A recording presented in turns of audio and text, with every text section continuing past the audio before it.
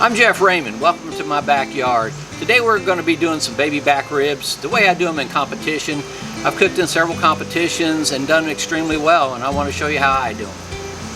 Okay, we got our temps set at about 275 for our ribs. That's what I like to normally cook them.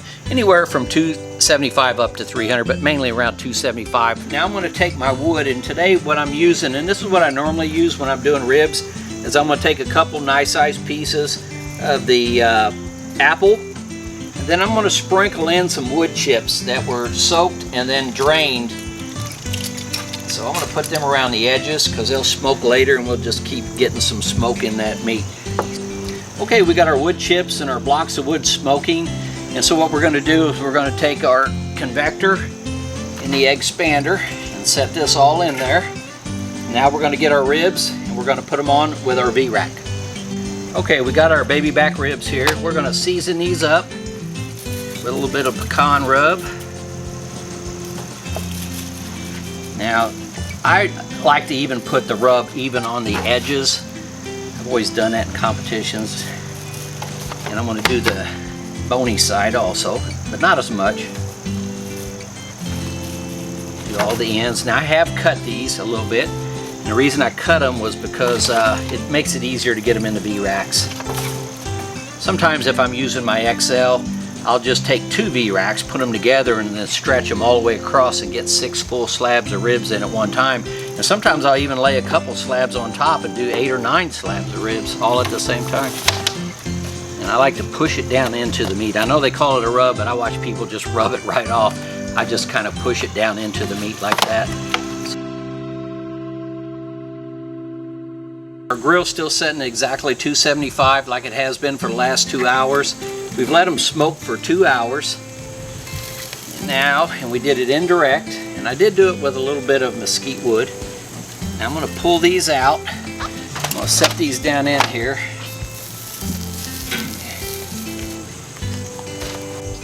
I'm going to take the V-rack out now. I'm going to close this for now, and now we're going to wrap these. Okay, we got a couple pats of butter on the bottom, on the meaty side, the bony side, a couple pats. This is just going to give it a little bit of moisture.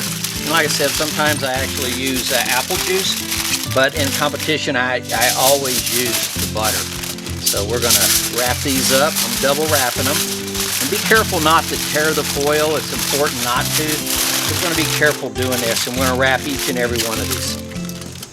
We're still setting at 275. If it bumps up a little bit on you, don't worry about it. It's no big deal. You just take them off a little sooner. Just going to place these on, try to keep them indirect as best as possible. And I'm going to show you something. If you don't really quite have enough room, lay them on top. Okay, our ribs have been cooking in the foil and butter for about 1.5 hours, so I'm going to take these out. Just going to set them in here for now. Take them out of the foil. I'm going to place them back onto the grill. I like to place them meat side down when I do this to start off with. We're just going to set them in there like that. Okay, we're going to take some sauce. I like to take the sauce and put it in these sauce bottles. It just makes it easier. See, I can get it down them sides, squirt it. You can do it fast. That way your lid's not open a long time. Get along those edges. And so we're going to just cover that real good. And I'm going to baste it real quick. A little bit of sauce here. And I'm going to just close the lid for about 3 minutes once I get it all sauced. Okay, we've been letting them cook with the barbecue sauce for 3 minutes, meat side down. Now I'm going to carefully flip them the other way. Now I'm going to take my sauce, do the same thing I did the other side. We're going to give a squirt here. See how easy it is to get the sauce on there? Get it all down those sides.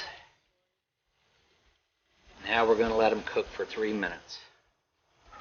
Okay, we're going to hit it one more time with a lighter coat on top of this meaty side. Just a little bit, not too much. Okay, and we're going to let that go about 3 or 4 more minutes. Okay, we're going to start taking these ribs off. Place them on there.